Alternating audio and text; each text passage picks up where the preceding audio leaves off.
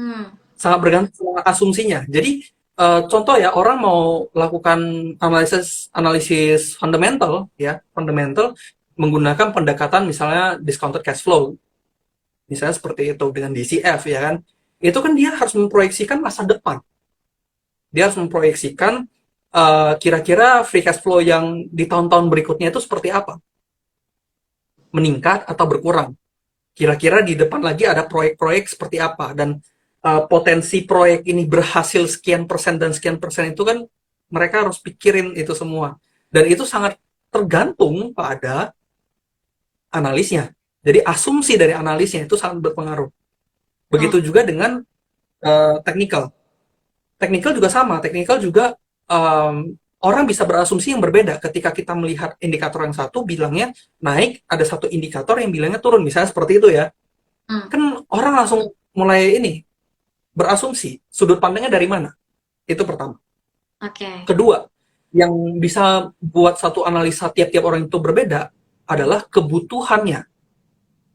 Jadi ada orang, ya saya pernah ketemu nih, orang yang tradingnya itu hanya 5 menit sehari, 5 sampai 10 menit sehari. Oh, ada Jadi ya. dia udah analisa nih, ya ada. Jadi dia udah analisa dari jam 8 gitu kan, dia udah tahu misalnya ada satu emiten itu akan dibawa naik. Habis naik sekian detik, habis itu dibanding turun. Ada yang kayak gitu. Jadi dia pas open langsung buy di harga berapa, langsung pasang, langsung jual di atas, habis itu udahan. Ada yang seperti itu. Oh, oke. Jadi kalau untuk orang-orang seperti saya, ya kan, yang harus kerja juga, itu nggak bisa, nggak sanggup ngikutinnya, gitu. Oke. Jangan-jangan pas saya lagi ini, waduh, kelewat, gitu ya, kelewat. Jadi balik lagi, ada kebutuhan tiap-tiap orang yang berbeda-beda, ada waktu tiap-tiap orang yang berbeda-beda, sehingga menjadikan analisa tiap orang tuh pun berbeda-beda, karena orang itu cenderung analisa untuk diri mereka sendiri, bukan untuk Hmm. orang lain. Pernah nggak Nah, kalian ketemu ya, ada orang kasih analisa, habis itu kalian bilang, ini lama banget nyampenya. Kayaknya saya udah hold ini, kayaknya udah 6 bulan, 7 bulan. Ada orang merasa 6 bulan, 7 bulan tuh udah lama gitu. Dan harganya belum kena-kena gitu. Ada yang hmm. holdnya udah 1 tahun gitu kan, dan harganya belum kena-kena gitu. Nah, kenapa? Karena balik lagi ke asumsi dari si analis gitu. Oke. Nah, kalau saya sendiri mungkin analisnya misalnya saya lihat, oh ini untuk 2 tahun lagi ini bagus. Ya, misalnya IHSG bisa mencapai 8.000 gitu kan. Itu kapan? Misalnya kan, mungkin tahun depan seperti itu. Nah, itu kan ada beberapa orang yang pas denger, oh saham ini mau ke 8, misalnya IHSG mau ke 8.000 ya tahun ini ya misalnya gitu. Langsung buru-buru beli misalnya. Hmm. Ya kan? Atau mereka pikirnya 3 bulan lagi angka itu bisa tercapai. Nah, ekspektasi-ekspektasi seperti itulah yang membuat kenapa analisa setiap orang tuh berbeda-beda. Dan Ah, ada orang yang kecewa juga sama rekomendasi. hmm. Karena rekomendasi yang diberikan itu mungkin sama time frame kebutuhan dia itu nggak cocok. Ada Oh, yang memang dia butuhnya duit cepat, tapi dikasihnya emiten yang lama gitu. Ada yang memang niatnya mau invest untuk jangka panjang, tapi dikasih instrumen, dikasih rekomendasi saham yang liquidnya apa ya, maksudnya kayak gorengan gitulah ya, yang cepet gitu ya, turunnya hmm. dalam gitu, Heeh. sehingga portonya hancur gitu. Saya pernah ketemu ya, ini cerita ya, saya Ya. pernah ketemu sama satu dokter ya. Jadi ceritanya eh, dokter ini dokter bedah, lalu Hmm. dia kayak cerita, Pak Vindi boleh minta tolong nggak? Boleh gitu. Kenapa? Porto saya hancur Pak, katanya gitu. Oke, Hmm. Bapak ini gimana nih? Iya, saya ada join grup Pak gitu. Cuman ya itu, kadang-kadang saya lagi mantengin handphone gitu kan, lagi fokus, saya udah beli misalnya, udah nih mau jual nih, ya kan? Harganya udah mau mendekati mau jual, tiba-tiba susternya manggil, Pak ada tindakan Pak. Selesai tindakan, itu udah jam 4 sore, jam 5 sore gitu. Pas dia balik-balik lihat, ya udah ARB. Oh, Kadang-kadang oke. seperti udah ARB, atau besok paginya, wah pagi-pagi udah ada tindakan nih, market udah Hmm. jalan, ARB juga, Hmm. nggak sempet aksi, misalnya seperti itu. Jadi emang akhirnya miris banget sih. Jadi total total loss equity dia waktu itu sampai 50%. Wah, tinggi juga Saya ya. sendiri lihatnya juga miris sih, karena 50%-nya bukan duit kecil, duit gede. Secara dokter Hmm, bedah ya, investnya ya, nggak mungkin kecil ya, gitu. berarti bisa dibilang bukan se-fleksibel itu, tapi balik lagi pertama dari sangat bergantung dari asumsi si analisnya, yang kedua dan kebutuhannya ya, seorang analis itu ya. Oke. Yes, betul. Semoga terjawab ya pertanyaannya nih ya untuk Sobi di sini. Nah, ada lagi nih pertanyaan muncul. Mungkin tadi baru join juga nih ya Kak Vindi. Dia tanya nih, sektor-sektor apa aja yang sekarang lagi jadi watchlist-nya Pak Vindi? Oke, watchlist ya. Ya. Kalau sektor yang saya masih lihat itu komoditi, karena Hmm. emang lagi asik ya, lagi asik Hmm. banget nih komoditi. Terus saya saat ini juga lihatnya banking ya. Saya lihatnya banking. Kenapa? Karena memang banking ini yang selalu sering dibeli asing. Ya banking-banking gede lah ya, banking gede Hmm. saya lihat. Terus teknologi, kalau teknologi itu sekarang emang em, lagi hype sih, saham-saham teknologi ya, kayak misalnya Goto gitu ya. Saya juga merhatiin ini kayaknya, bukan merhatiin lagi, bukan kayaknya ya, memang iya gitu ya. Kalau Hmm. Goto ini weight-nya tuh sangat besar gitu di market. Hmm. Jadi bobotnya si Goto ini sangat besar di market, sehingga ketika Goto ini lagi naik, IHSG juga ikutan naik gitu kan. Ketika Betul, betul. Gotonya turun, IHSG-nya juga ikutan turun gitu. Jadi ini hal yang cukup menarik lah ya untuk kita lihat gitu. Jadi kalau Oke. ditanya sektoral mungkin lebih ke situ sih. Lebih ke banking, komoditi, ya, ya itu, dua itu. Oke. Semoga menjawab ya. Dan ada lagi nih pertanyaan masuk. Apakah dapat disimpulkan bahwa chart yang terbentuk merupakan proyeksi fundamental emitennya? Nah, em, berdasarkan teori itu dikatakan market discount everything, di mana segala sesuatu yang terjadi secara fundamental itu biasanya akan terpancar di um, teknikal, di Hmm, grafiknya hmm. gitu. Tapi apakah ada yang tidak terpancar di situ? Sometimes ada ya. Makanya saya sangat menghindari saham-saham yang keterlibatan manusia rendah. Misalnya emiten-emiten tertentu yang memang dipegang oleh bandar, misalnya ya, bandar Hmm. besar gitu ya. Itu sometimes saya agak mengurangi. Saya prefer yang ngebandarin asing lah ya, karena asing itu kan jumlahnya bisa banyak kan, bisa dari mana aja gitu. Jadi kalau saya pribadi prefer yang seperti itu, karena even technical analysis pun, apapun itu, saya prefer something yang keterlibatan manusia itu banyak. Jadi buyer-nya tuh Oke. banyak, liquidity-nya tuh tinggi gitu. Sehingga untuk membaca demand dan supply-nya itu jelas, bukan yang dibuat-buat ya. Kalau misalnya di market-market yang bukan market ya, di emiten-emiten yang gede, tentunya orang market maker mau make market pun dia butuh dana yang besar.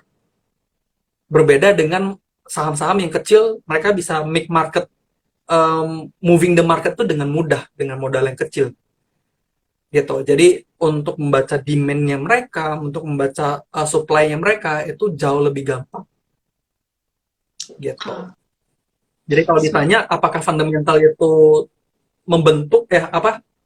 terbentuk secara grafik, ya maybe yes, maybe no, depends. Itu baik lagi kita harus bisa membedakannya sih.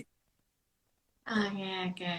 Ya, semoga jawaban ini bisa menjawab rasa penasarannya Sobi nih ya. Nah, kalau tadi kan Kak Vindi sempat juga tuh singgung soal tren ya.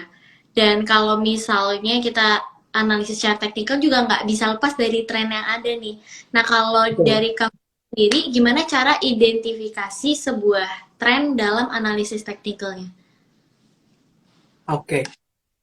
Kalau saya pribadi, kalau technical itu, kalau baca tren itu yang pertama ya, yang saya lakukan. Baca tren dulu, trennya naik atau tren turun gitu. Kalau tren turun Mm-mm. saya biasanya nggak gitu merhatiin. Mm-mm. Tapi kalau trennya lagi naik, overall trennya lagi naik, saya akan cari supportnya untuk buy gitu. Nah, kalau saya pribadi, pakainya apa? Saya biasanya lihat pakai garis ya. Jadi saya gambar garis dari swing, hitungannya swing. Swingnya itu makin tinggi atau enggak. Kalau swingnya makin higher high, itu saya akan masuk, saya akan pilih. Jadi lihat tren itu kita lihat dia bikin higher high atau tidak. Hmm. Itu caranya. Atau cara gampangnya bisa menggunakan moving average. Teman-teman bisa lakukan dengan moving average 50 aja cukup ya. Kalau saya pribadi moving average 50 saya lihat arahnya grafiknya berada di atas dari moving average 50, maka saya anggap itu trennya sudah naik Oke. gitu. Mungkin Itu bisa bisa bisa dua cara tuh. buat Sobi nih ya, yang mau pantengin chart nih saham-saham pilihannya ya. Nah, kalau misalnya Kak Vindi sendiri ada nggak sih tips cara memilih harga saham yang bagus untuk trading nih? Harga saham tentunya saya pilih yang risknya rendah. Saya risk and rewardnya rendah. Jadi kalau misalnya risk and rewardnya itu bisa minimal 1 banding 3. Kalau saya, mungkin buat beberapa orang ada yang 1 banding 2 udah cukup. Jadi potensi loss misalnya 5%, tapi potensi profitnya 10% gitu ya. Ada orang udah ambil. Nah, kalau saya biasanya ngambilnya tuh yang potensi lossnya 5%, tapi profitnya 15%. Seperti itu. Jadi kalau ditanya ada nggak harga-harga tertentu, saya lebih lihatnya lebih ke risk manajemennya. Jadi potential loss-nya tuh berapa? Masuk nggak nih potential loss-nya ke trade, ke risk profile saya gitu. Teman-teman juga bisa cek tuh untuk risk profile ya. Dengan seiring berjalannya waktu teman-teman trading, itu akan ketahuan sendiri teman-teman itu cut loss-nya di berapa. Ada momen dimana kayak kalian nggak tahan ya. Aduh, ini turunnya udah kedalaman, saya udah nggak sanggup gitu. Nah, itu teman-teman lakukan cut loss, cut loss, cut loss. Dari cut loss-nya teman-teman itu, teman-teman akan eh, mendapatkan satu kesimpulan. Teman-teman akan mulai merasa resah atau nggak enak ketika nominalnya itu turun berapa. Karena mau turun 30% pun, kalau dia taruhnya cuma duit 1 juta, itu cuma turun 300 ribu gitu. Jadi eh, persentase itu ya itu depends ya, depends. Tapi kalau misalnya nominal itu tiap-tiap orang saya yakin ada berapa nominalnya.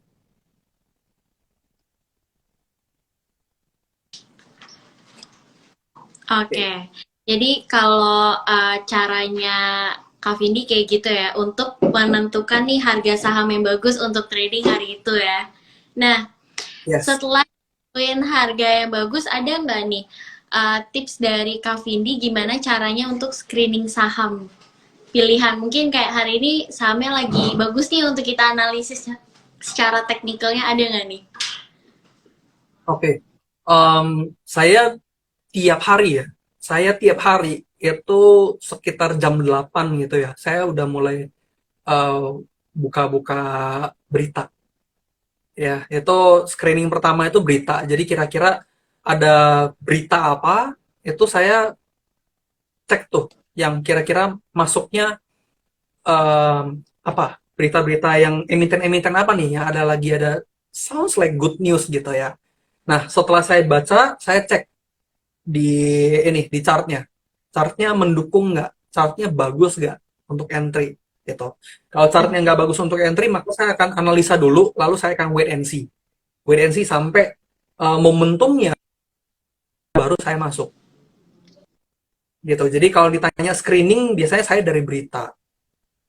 Itu Oke. pertama. Kalau teman-teman um, mau pakai apa trading view ya, trading view kan bisa market screening juga kan.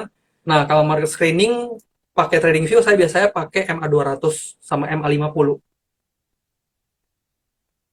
gitu. Jadi dengan dua cara itu ya untuk screening saham pilihan gitu ya. Ah, Yes, betul.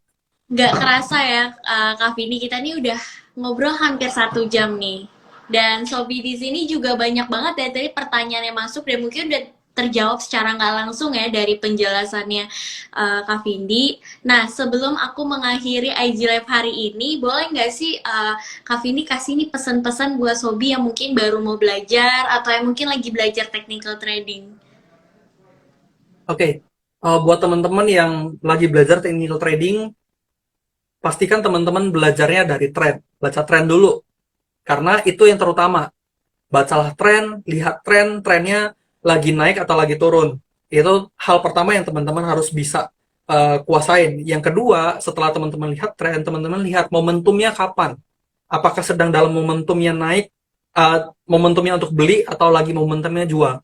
Jangan teman-teman masuk ketika orang-orang tuh lagi mau buang, atau jangan buang ketika orang-orang baru mulai masuk.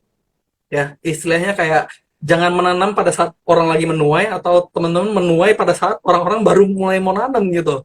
Karena kalau teman-teman udah menuai, teman-teman take profit dulu ya, teman-teman udah exit gitu ya.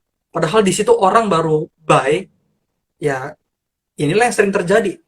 Pas beli, pas di hold, turun terus ya kan. Tetapi ketika dijual malah terbang. Nah, itu hal yang paling sering apa ya, dialami ya oleh trader gitu. Lalu teman-teman, setelah teman-teman belajar tren, belajar momentum, teman-teman boleh belajar support and resistance. Support and resistance itu banyak ya. Support resistance itu ada yang dynamic, ada yang klasik, ada yang harmonik, ya itu banyak banget. Teman-teman bisa pelan-pelan satu-satu itu dipelajarin, dan saya harap teman-teman mencatat semua ini ya. Setelah itu baru teman-teman bisa gunakan indikator-indikator untuk mencari konfirmasi. Oke, setelah konfirmasi itu juga belum tuh. Ya, setelah konfirmasi lihat risk and reward-nya, lalu hitung money management-nya. Jadi teman-teman boleh nih beli itu berapa duit nih di saham ini, di saham tertentu. Itu boleh beli dengan nominal berapa. Oke. Nah, dengan seperti itulah maka teman-teman bisa mendapatkan trade yang baik.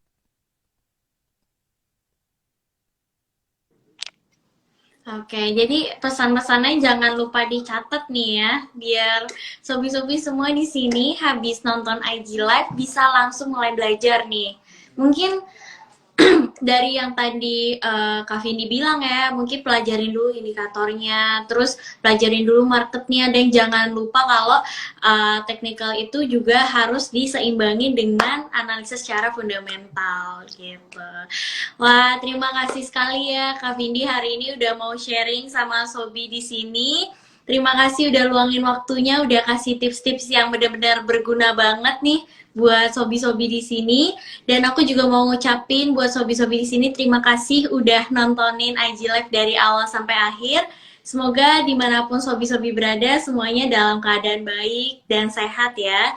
Dan sekali lagi aku ucapin makasih buat Kovindi dan mau ingetin juga buat sobi-sobi di sini, buat kalian yang mau mulai investasi, bisa langsung klik link di bio-nya BNI Sekuritas. Di situ kalian bisa langsung download aplikasi Beyond di smartphone atau di desktop. Mulai registrasi dan kurang dari 24 jam, kalian udah bisa mulai untuk berinvestasi di pasar modal. Sekali lagi terima kasih. Tetap jaga kesehatan tubuh, tetap jaga kesehatan finansial, tetap berinvestasi.